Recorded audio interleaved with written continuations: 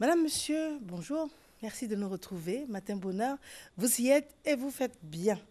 Nous allons commencer en parlant cuisine, petit-déj. Madame Esther Chatigre, elle est pâtissière et elle nous propose une batterie de plats. Madame, bonjour.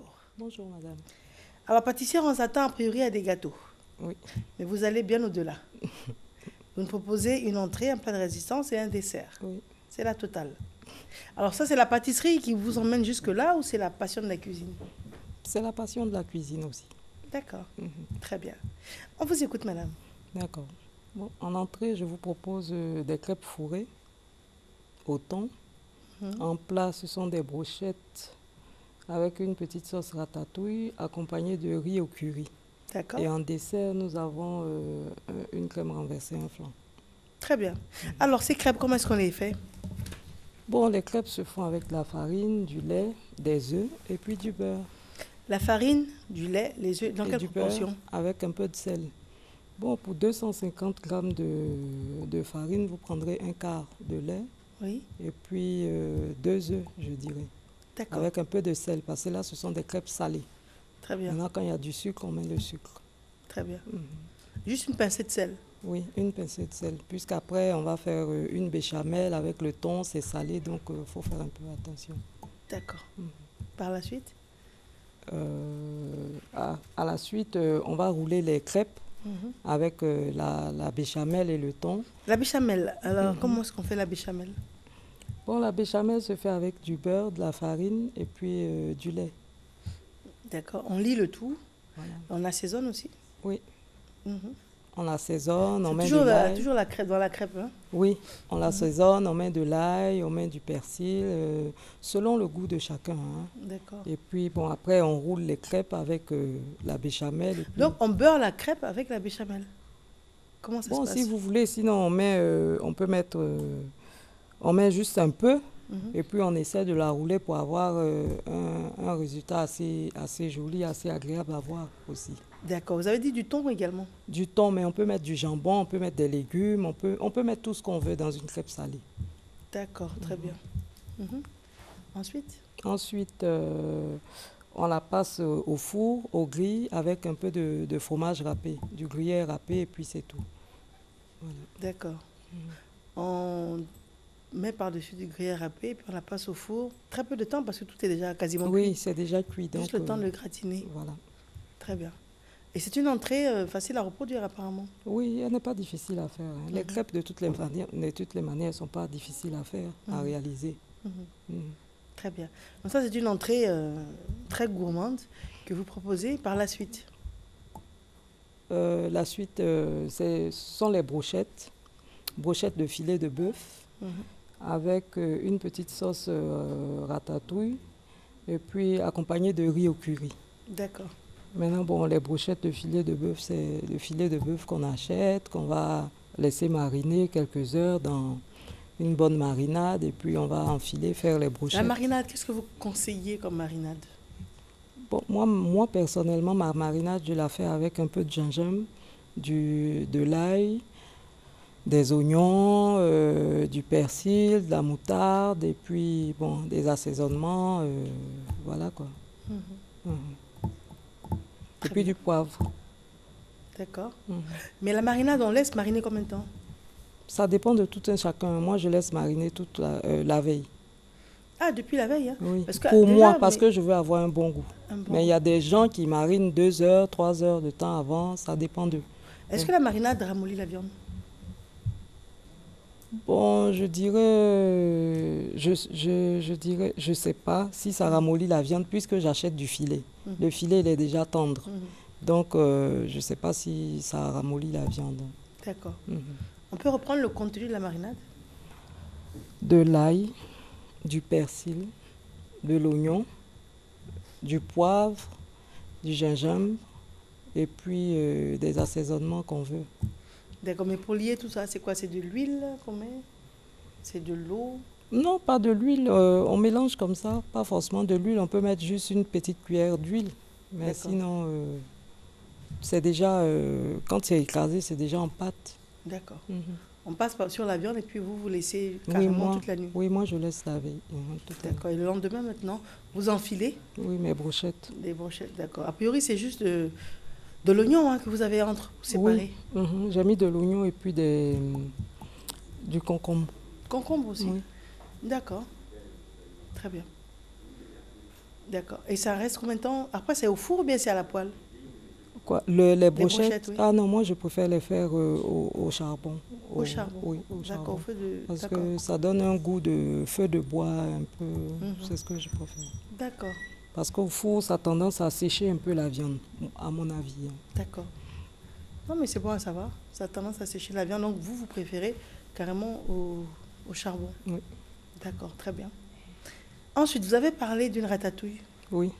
C'est la sauce tomate qui est en bas. En fait, c'est une petite sauce avec des légumes, c'est-à-dire courgettes, poivrons, tomates, oignons, ail aussi, qu'on laisse cuire jusqu'à avoir une pâte comme ça.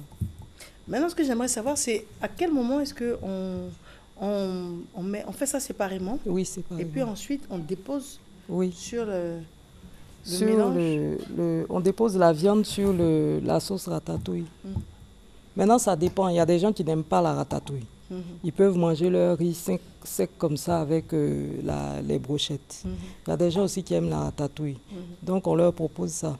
Donc, vous avez dit courgettes? Courgettes, poivrons, oignons, ail et puis persil aussi.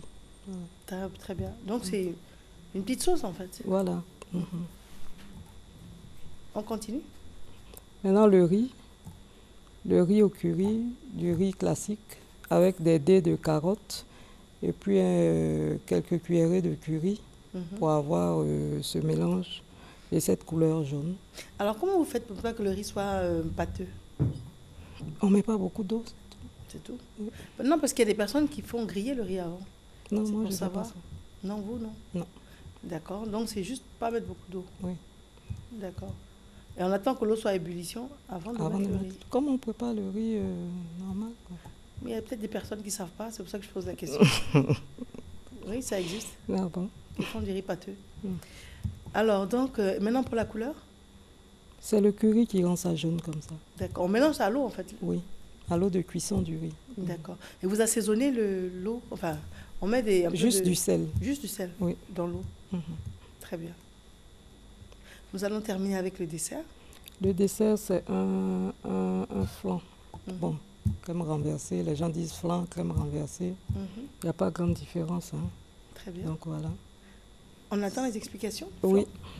Bon, un flan se prépare du lait, des œufs, et puis on fait un caramel. Caramel, du sucre, de l'eau, on laisse cuire. Maintenant, il y a des gens qui aiment le caramel noir, un peu amer. Il y a des gens qui aiment le caramel clair. Maintenant, ça dépend de tout un chacun. Quand on finit le caramel, on nappe le moule. On fait l'appareil à flan et on met l'appareil dans les moules. Et puis, on fait cuire au bain-marie. D'accord, vous avez dit l'appareil à flan.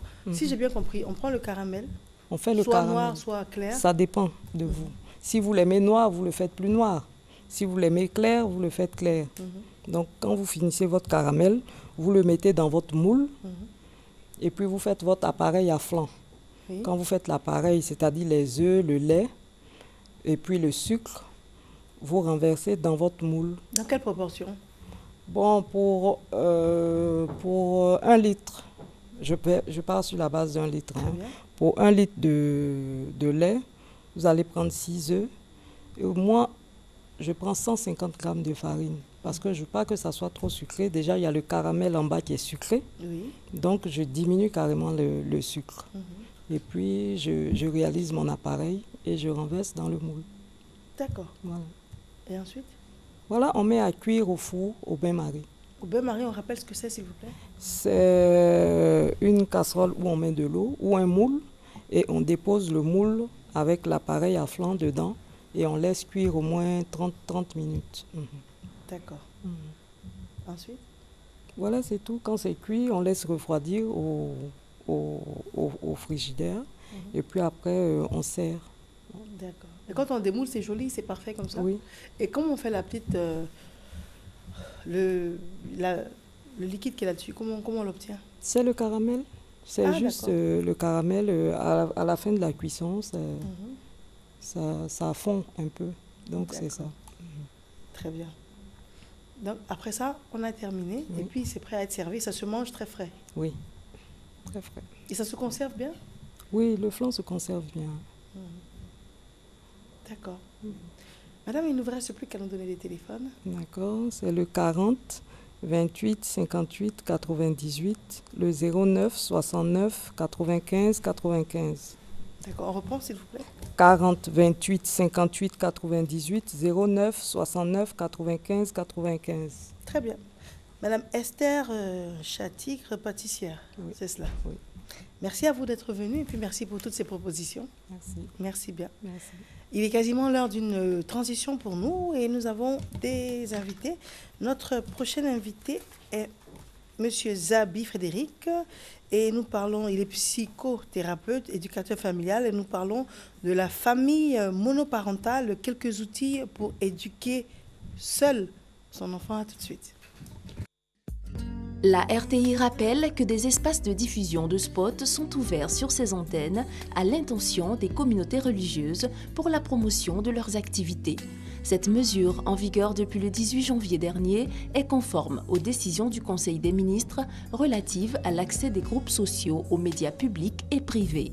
Pour toute information, prendre contact avec les agences de RTI Publicité de Plateau Vallon, Plateau Radio Côte d'Ivoire, Boaké RTI Boaké, San Pedro Centre Culturel. Infoline 22 40 12 50.